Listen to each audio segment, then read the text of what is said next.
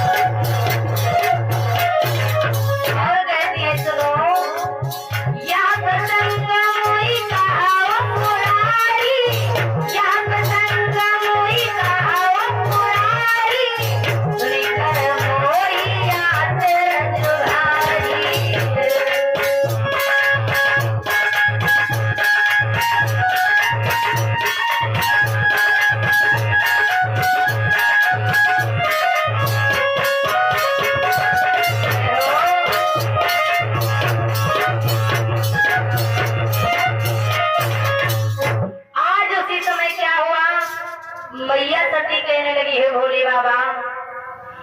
आखिर में देवर्षि नारद तो भगवान के परम भक्त थे, फिर उन्होंने भगवान को श्राप क्यों दे दिया? तो हे भोले बाबा, हमें उन राम की चर्चा बताई, वो राम कौन है? तो आज उसी समय भोले बाबा कहते हैं सती, आज तुम्हें हम उन राम के बारे में बतलाएंगे और सुनो वो राम कौन है कि हरे व्यापक सर वस्त्र समान।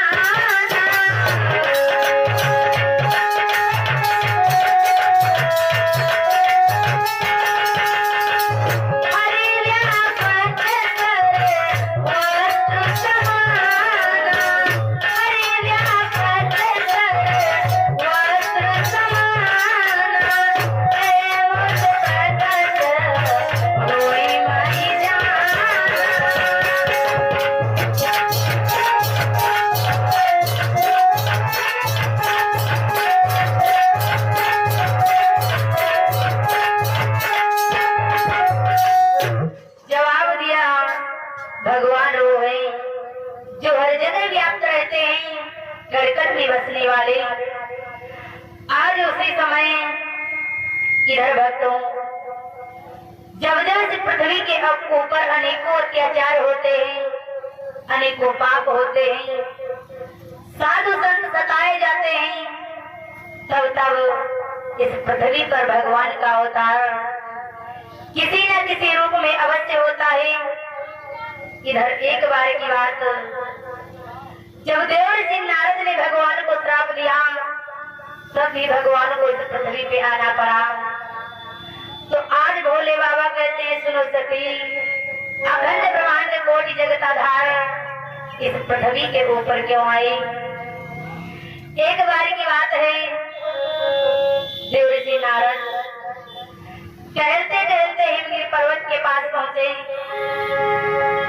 जैसे ही देवर्षि नारद टहलते टहलते हिमगिरी पर्वत के पास पहुंचे, तो इधर गोस्वामी तुलसीदास जी लिख रहे हैं क्या कि हिमगिरी गुहाए तो यति पावन,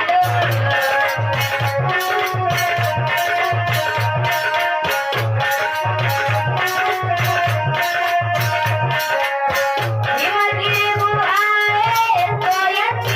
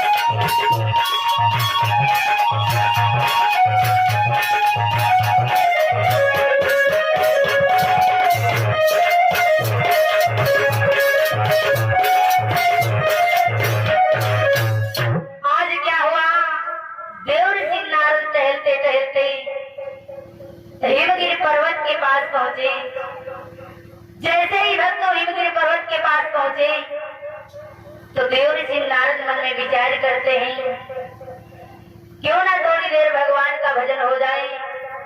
आज उसी समय देवर सिंह नारद ने क्या किया, कठोर तपस्या को करना प्रारंभ किया।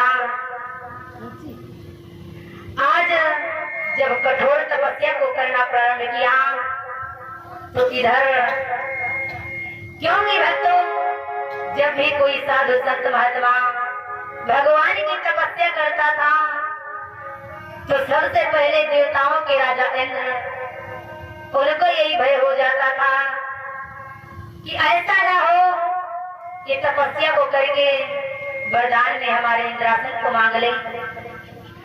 आज इस समय देवर्षि नारद तपस्या को करना प्रारंभ करते हैं तो इधर देवताओं के राजा इंद्र, उनका सिंहासन हिलने लगा। जब सिंहासन हिलने लगा तो मन में विचार करते हैं ऐसा ना हो कहीं बाबा नारद तपस्या को पूर्ण करके हमारे इंद्रासन को मांग ले।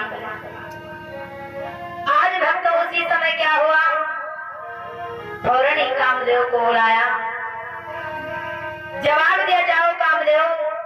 इस समय देवर्षि नारद बहुत ही कठोर भगवान की तपस्या कर रहे हैं, जाकर के इनकी तपस्या को भंग कर दो। आज उसी समय कामदेव वहां से चले हैं, आज वही आ गई जहां बाबा नारद समाधि में ले रहे तपस्या को कर रहे हैं। आज कामदेव ने अपनी सारी शक्ति को लगा दिया, लेकिन भक्तों फिर भी देवर्षि नारद की तपस्या को भंग नहीं कर सके। आज जब सारे प्रयत्न करके हार गए, कामदेव विचार करते हैं अब क्या करना चाहिए। मैं तो देवर्षि नारद की तपस्या को भंग नहीं कर सका। आज भक्तों उसी समय हाथों को जोड़कर चरणों में गिर गए, कहने लगे हे बाबा जी हमें आप क्षमा कर दो। अरे मुझे नहीं मालूम था कि आप इतना शक्तिशाली हैं। आज इधर भोले बाबा कहने लगे हे सती, जिस समय देवर्षि नारद ने कामदेव के ऊपर विजय प्राप्त की है, जिस समय कामदेव को जीता है, तो आज उनके मन में अहंकार आ गया। कौन सा अहंकार कि मैंने कामदेव को जीता है। लेकिन भक्तों एक बात याद रखना, जब मनुष्य के अंदर अहंकार आ जाता है तो वही अहंकार उसके विनाश की जड़ बन जाता है। इसीलिए कभी भी अपने ऊपर अहंकार नहीं करना चाहिए, चाहे किसी चीज का भी अहंकार हो, धन दौलत रुपया पैसा, और ना ही अपने रूप का कभी अहंकार करना चाहिए, क्योंकि भगवान ने स्वयं कहा है मैं और कुछ नहीं खाता हूँ, मैं केवल अभिमान को पान कर जाता हूँ। आज इस समय नारद ने कामदेव को जीता है, उनके मन में अभिमान आ गया कि मैंने कामदेव को जीत लिया है। और उन कामदेव को जिनको जीतने में शायद प्रभु भी कामयाब नहीं हुए, आज उसी समय देवर्षि नारद मन में विचार कर रहे हैं क्यों ना चलकर के बताना चाहिए। आज भक्तों वहां से चले हैं, भोले बाबा के पास पहुंचे। भोले बाबा ने जवाब दिया हे देवर्षि नारद, आज बहुत ही प्रसन्न दिखाई दे रहे हो, क्या बात है। नारद कहने लगे हे भोले बाबा, तुम्हें शायद ज्ञात नहीं है मैंने कामदेव को जीता है। और कौन कामदेव को, जिनको आज तक कोई भी योगी तपस्या जीत नहीं सके। भोले बाबा भक्त समझ गए कि नारद के मन में अहंकार आ गया है।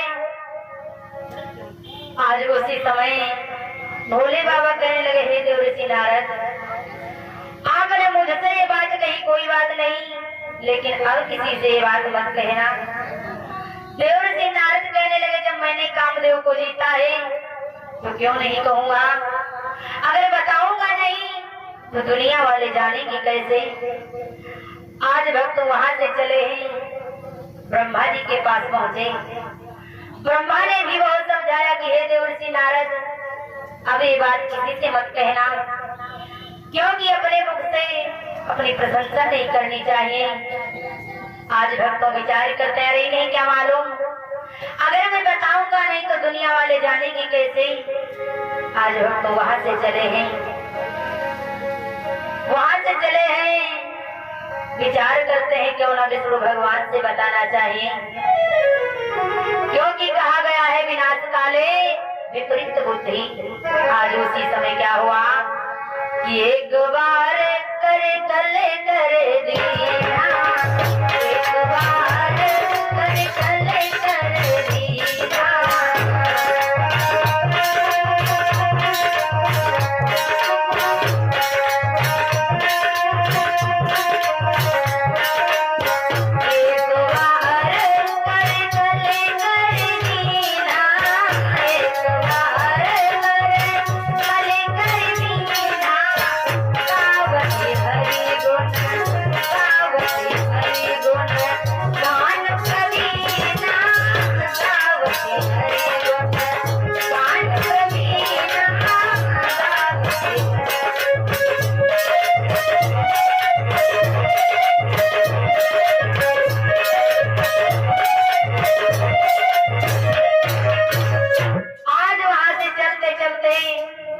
विष्णु भगवान के पास पहुंचाए।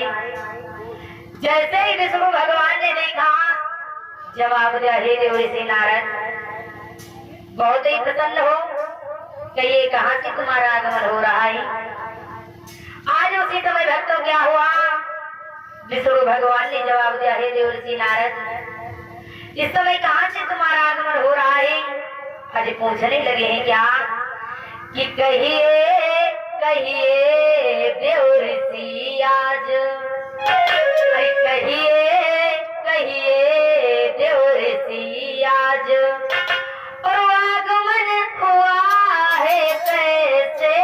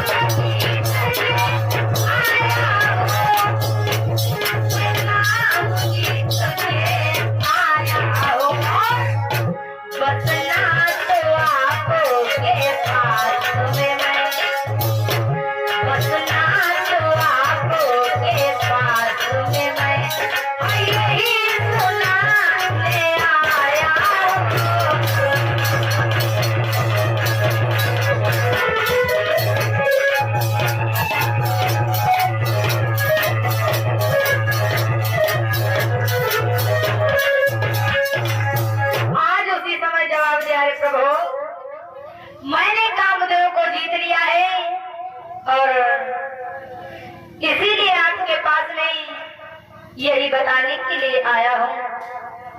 और हे प्रभु, मैंने उन कामदेव को जीता है जिसे आज तक बड़े बड़े योगी तपस्वी जीत नहीं सके। आज भक्तों प्रभु मंद मंद मुस्कुराने लगे, समझ गए कि हे देवर्षि नारद, हम जानते हैं तुम्हारे मन में अहंकार आ गया है। इधर भक्तों, क्योंकि शिव प्रभु ने ही माया फैलाई थी। आज इधर विश्व मोहिनी नाम की कन्या पैदा हुई, शीलनिधि नाम के राजा हो गए। धीरे धीरे समय व्यतीत हुआ, अब विश्व मोहिनी का स्वयंवर होने जा रहा है। आज तब तक क्या हुआ, उसी नगर में नारद जी घूमते घूमते आए। जब नारद जी घूमते घूमते आए शीलनिधि के नगर में, तो आज वहां के नगरवासियों से पूछने लगे कि क्या बात है, आज तुम्हारे नगर में बहुत ही चहल पहल हो रही है। आज वहां के नगरवासियों ने बताया कि आज विश्व मोहिनी कन्या का स्वयंवर होने जा रहा है। जिस समय आज कौतकी नगर में आए हैं तो क्या हुआ कि मुनि कौतकी नगर तब गए हो।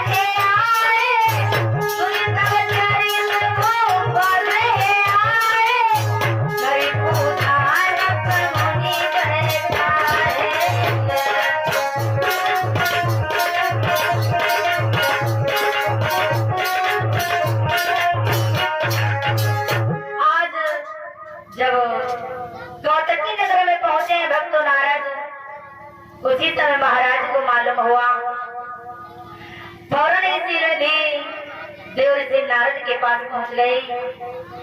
आज भक्तों जब नारद के पास पहुंचे, आज उनके चरणों की वंदना को करके अपने महलों में ले गए। महलों में ले जाकर के सुंदर से आसन को दिया, और जब सुंदर से आसन पे बिठा दिया, जवाब दिया, हे देवऋषि नारद, आज मेरी कन्या का स्वयंवर होने जा रहा है, और आप ये बताइए कि हमारी कन्या के भाग्य में कैसा पति लिखा है। आज भक्तों उसी समय क्या हुआ, देवऋषि नारद ने विश्व मोहिनी को पास में बुलाया, और जब विश्व मोहिनी को पास में बुलाया, उसी समय विश्व मोहिनी की हाथ की रेखाओं को देखने लगे हैं देवऋषि नारद। जैसे ही हाथ की रेखाओं को देखने लगे तो क्या हुआ, उस कन्या की हाथ की रेखाओं में लिखा था क्या कि जो यह बरई अमर सोई होई, जो यह बरई अमर सोई होई।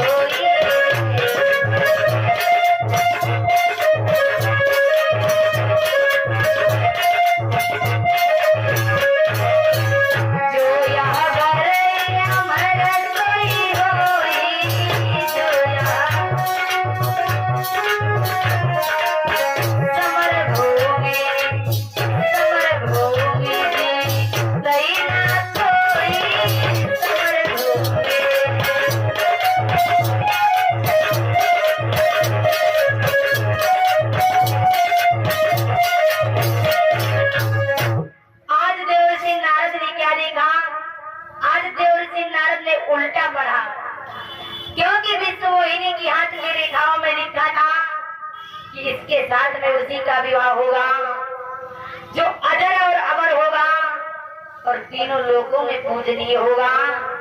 और देवऋषि नारद क्या समझे कि जो यह बरई अमर सोई होई, और समर भूमि जीतई ना कोई।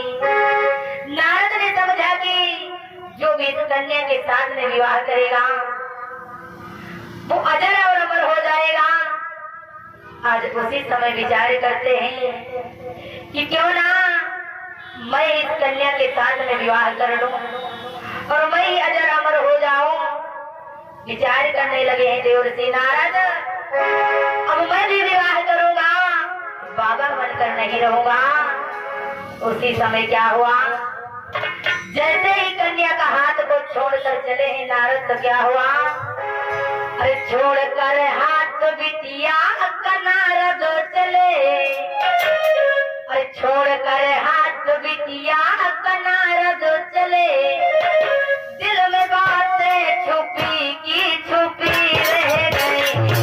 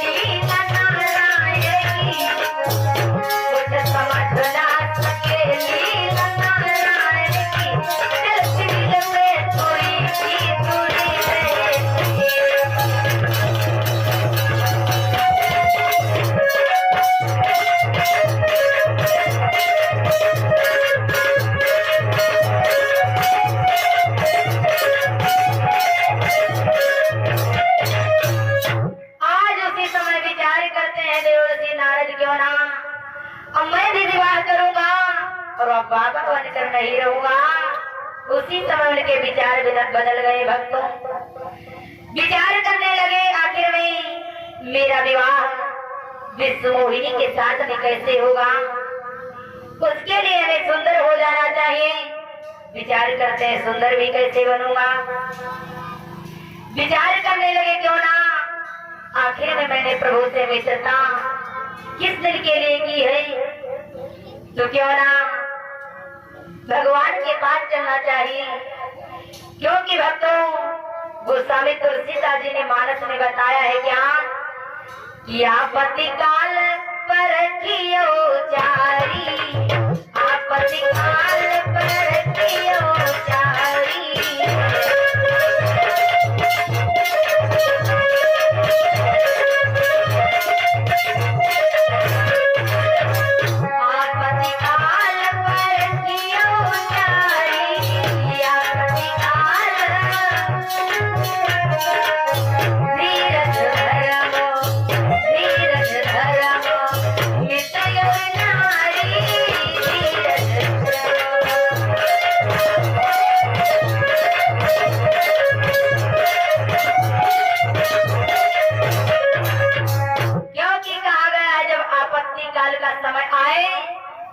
सबसे पहले इन्हीं चार लोगों को परख लेना चाहिए, धीरज, धर्म, मित्र और नारी। जब कभी भी आपत्ति काल का समय आए भक्तों, तो सबसे पहले इन्हीं चार लोगों को परख लेना चाहिए। आज उसी समय विचार करते हैं देवर्षि नारद कि क्यों ना भगवान के पास चलना चाहिए। आखिर में मैंने प्रभु से मित्रता किस के लिए की है, तो चल करके उनसे ही उनकी सुंदरता मांगनी चाहिए। क्योंकि प्रभु के सिवा और इस दुनिया में तो कोई सुंदर नहीं है। उसी समय क्या हुआ, जैसे ही भक्त नारद भगवान के पास पहुंचे हैं, आज भगवान ने देखा, जवाब दिया, आओ देवर्षि नारद, बहुत ही प्रसन्न दिखाई दे रहे हो, कहां से तुम्हारा आगमन हो रहा है। आज उसी समय भगवान नारद से पूछ रहे हैं क्या, कि कहिए कहिए देवर्षि आज, कि कहिए कहिए देवर्षि आज, और आगमन हुआ है कैसे